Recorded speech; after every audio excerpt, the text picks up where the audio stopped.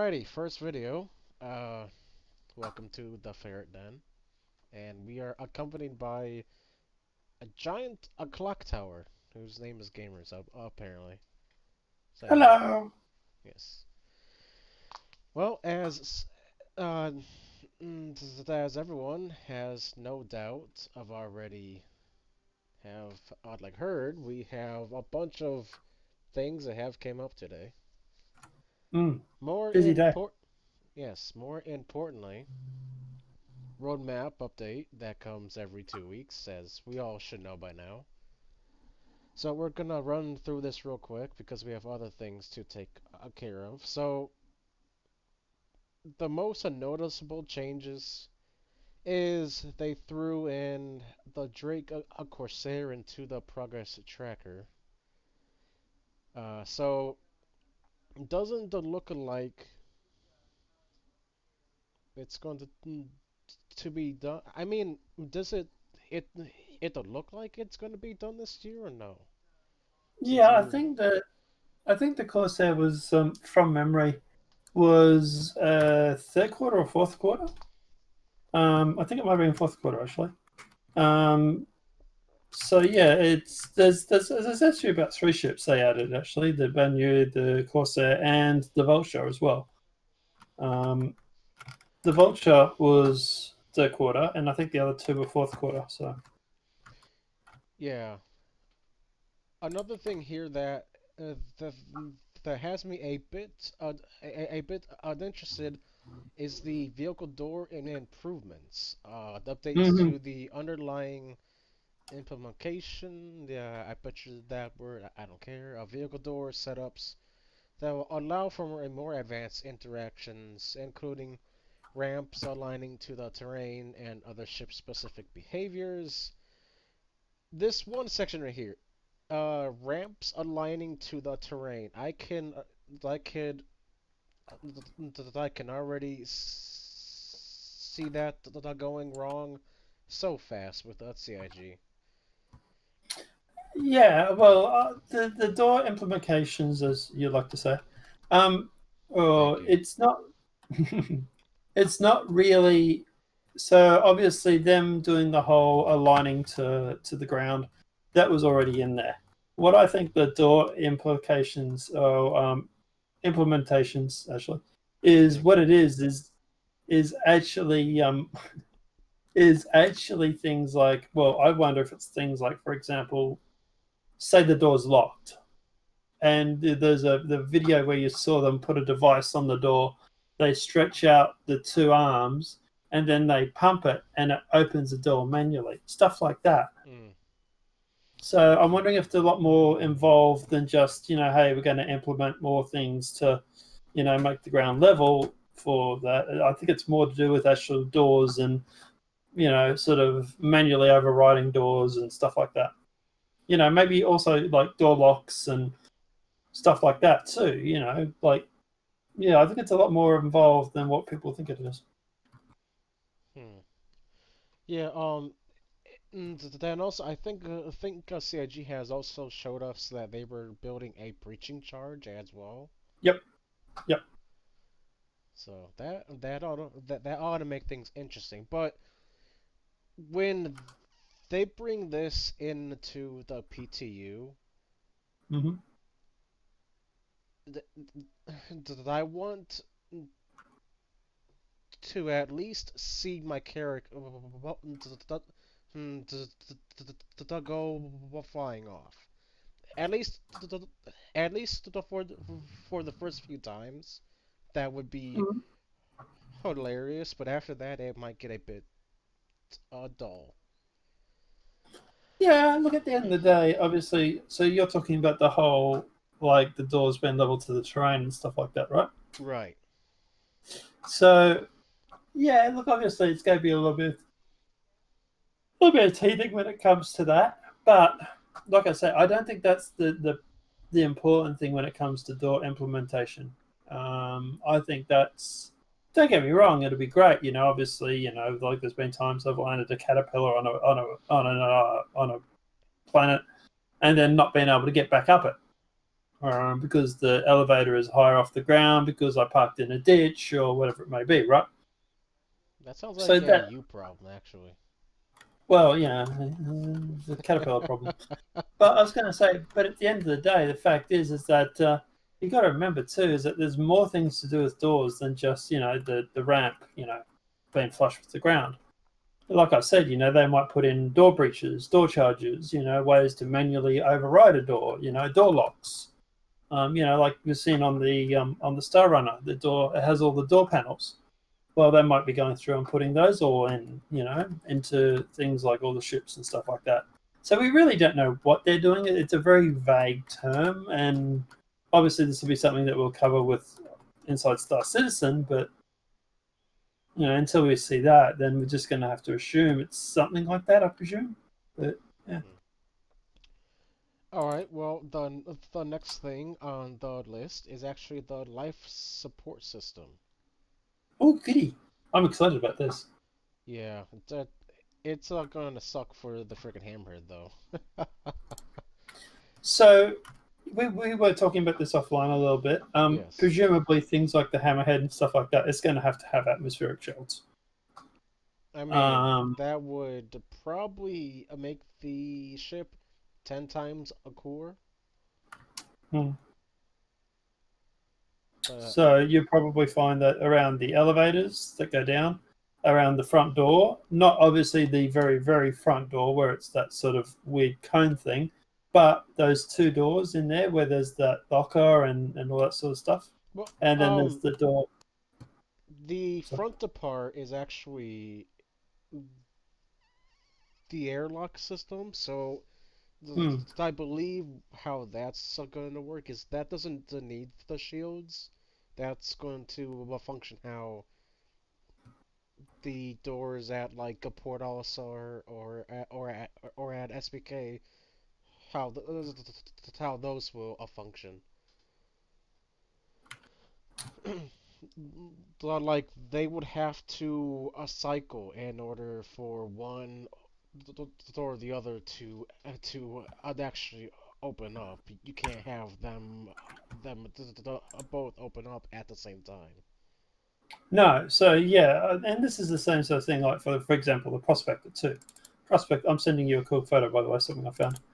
The prospector, for example, will go through and has an airlock of sorts.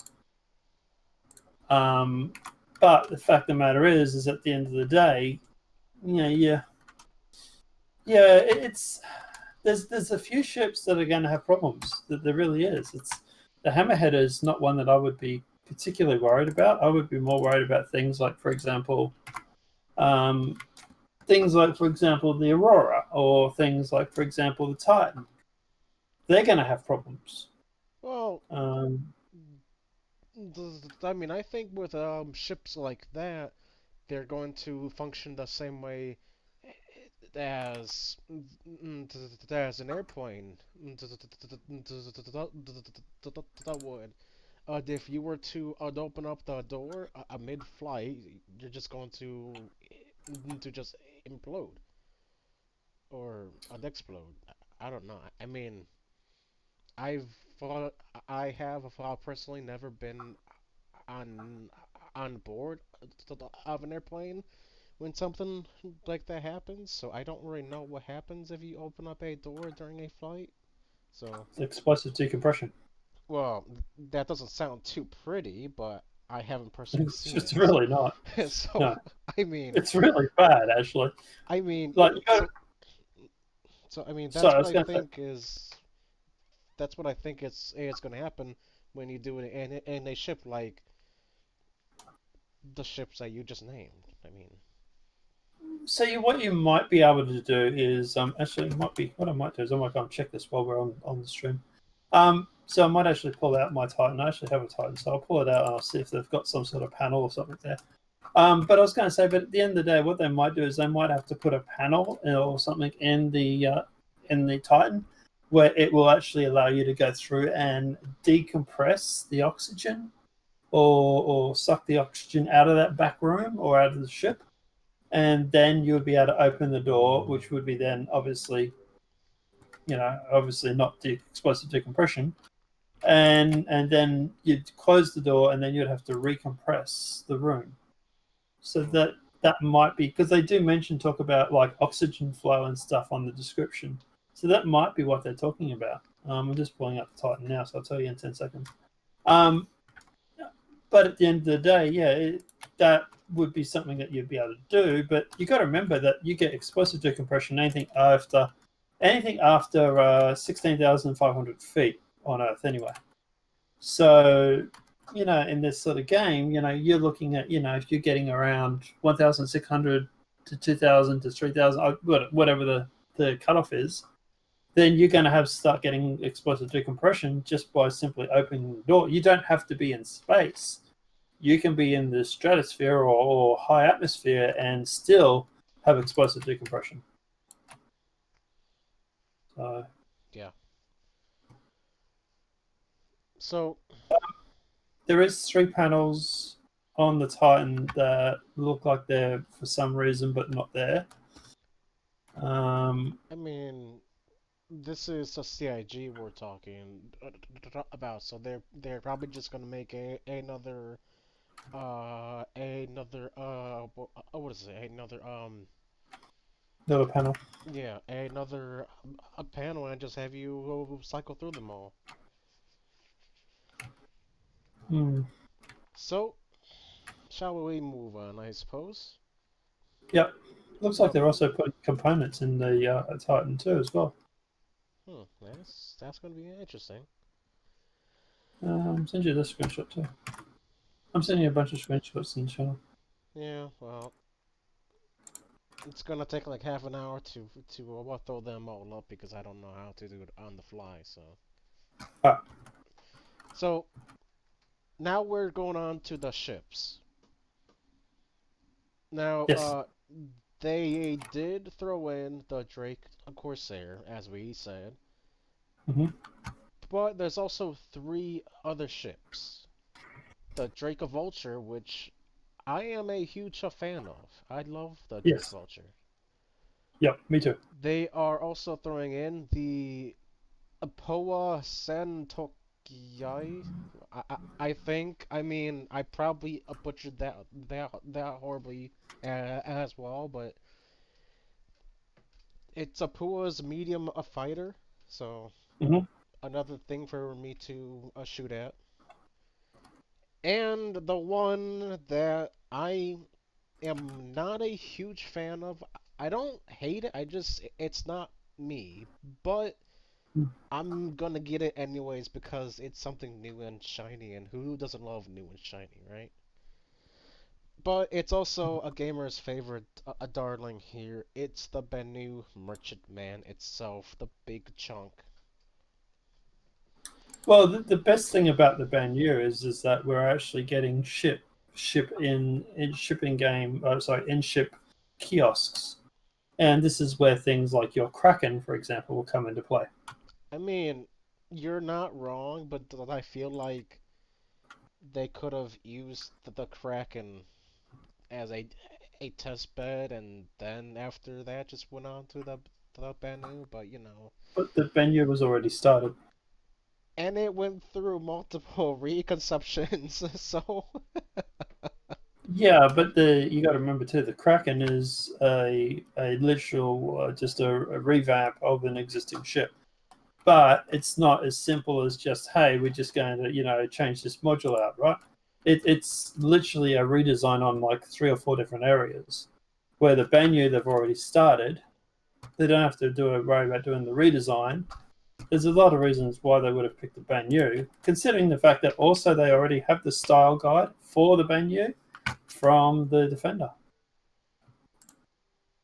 yeah. But I So mean, they have all of that for the Kraken as well. So I mean, no, I they don't. don't see why Um, the Bennu has yeah. to come first over my precious Kraken. But I mean, it's a Is CIG. that is that why you're butthead about this?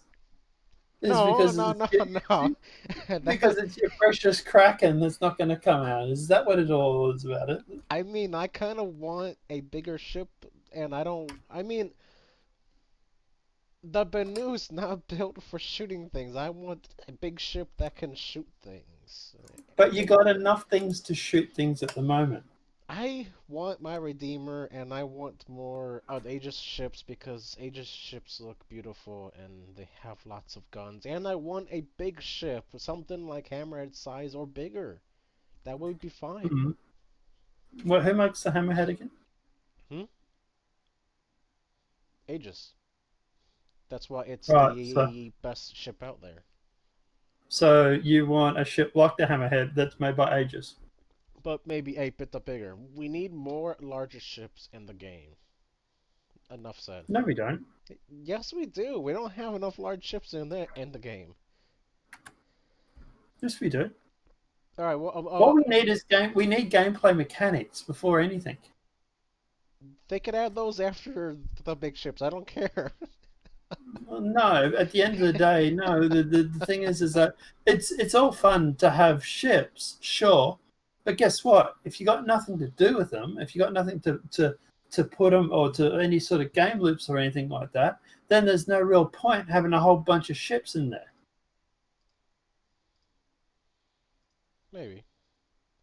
What are you going to do? Say you get a great big capital ship. Say you get the Bengal carrier, for example, right? Oh man, I would be in heaven then. But you Right, know, but what are you going to do with it? I mean, what I do with all the other ships that I have, I fly them around because that's what I do.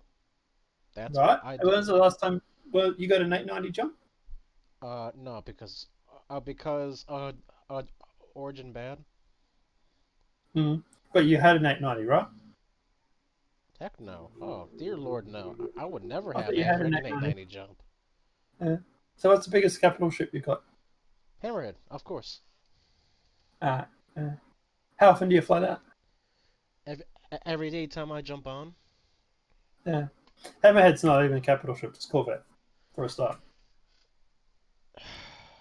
No, it's not even a Corvette anymore. It's considered a freaking gunship. I hate it too.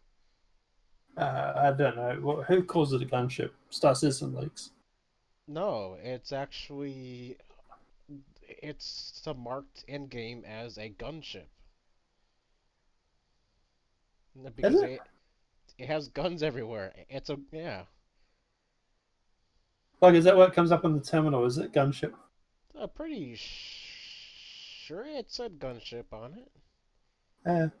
Because they Or say was it on the actual. anti-fighter? It's a something. It just it just doesn't say Corvette anymore. It used to think like back at 3.7 or 8, but they changed it though.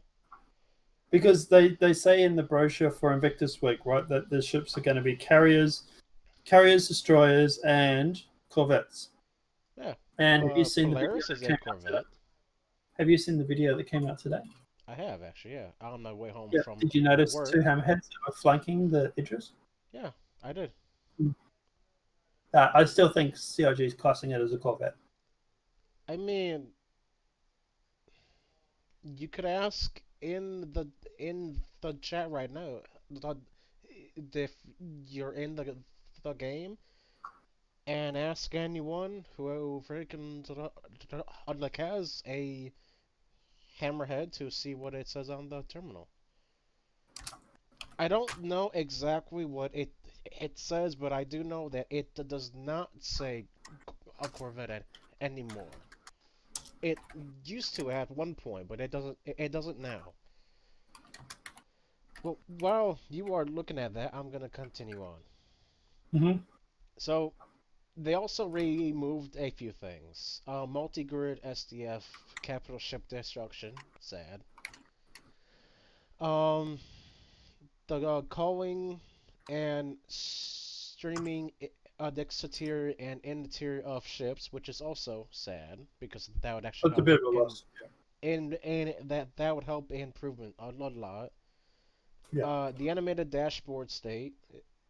Okay, I really don't know exactly how that's a bad thing, but you know. And the M50 engine That's swap. Whoopie doo dah. What were you gonna say? yeah. I don't think anyone cares about the M50 engine swap. I don't even But I was use. going to say, but at the end of the day, the that's just the when you push buttons, it goes through and puts them on the interacts with the dash like the Gladius does. So That's my understanding anyway for the second last one. to just make things perfectly understandable, we lost these four things so they Mm-hmm. could make room for life support and vehicle door and improvements. Mm-hmm. Eh, that's kind of a hefty 50-50 trade-off. I mean, I don't know. What was the first one again that you said? Multi-grid SDF capital ship destruction, which honestly we could live without that. But Yeah. the main thing is the ship exterior and interior are going, which would greatly improve on server performance. I would feel. I'd agree with that. Yep. So we're basically sacrificing a possible enhancement to server performance for life support on ships and the, the ability for your Acarix ramp to stop on the top of a rock, basically. Well, not just for character. Well, that was It's all ships. being used as an example. Mm. The plus is the Carrick an anvil uh, or is it Yeah, and Volvo. Aegis? All right. So f- final thing is release view, ship to station docking and mission spawn clauses have been moved to committed on 3.13.1, so we will see them by the time Fleet Week is dropped, which is actually kind of cool. But let me tell you, I have fought the NPCs at SPK, and now they are no joke. Th- they gun you down like it's the Wild West over there. Oh yeah, yeah. I was saying about this the other day. Actually, I was saying the NPCs are actually getting, you know, quite insane to be honest. I mean, pretty soon, if we're not too careful, we're going we're going to actually have to be a bit worried about the NPCs. I already am. I What do you think I'm mean, buying? A cup of spread. hmm, I mean, when we do the bunker missions and the NPCs start chasing us, I think it's a perfect time to pull out the tank. Hmm. Well, we're Anyway, getting that. hmm? We're getting that soon. We're getting the tank soon. Trust me, I plan on doing quite a few videos for the Hercules and the tank and a few other setup prizes, no doubt. So, one final thing is they also put down at the bottom is that on the next roadmap update, which is in 2 weeks from today, they will Mm-hmm. be giving us the release view for Q1 of 2022. Yes. Interesting. Hoping to see And a also, well, so I was going to say, hang on. good I was going to please. say just one thing on the previously. Just keep in mind, just because your things like your inside and outside ship culling isn't there now, doesn't mean it's been lost. They said they've just simply removed it because Right, they're not sure where it's going to land. right, and I understand that completely. It's mainly because of their meetings right now, Hmm. and once they wrap those up, I think they said at the end of this month, I think, Hmm. then we will start seeing things settle down into their proper places on the roadmap. Hmm. Okay, so we're just gonna call it for this video. Tune in next time while me and gamers are gonna be continuing a discussion over some more information regarding all of the things that have dropped today. Um, please drop a like and a follow for more hopefully interesting content. these videos might seem a bit weird at first because not everybody's first videos are usually weird. So yeah, this has been your time with Tactical Ferrets in the Ferret Den, and hopefully see you again.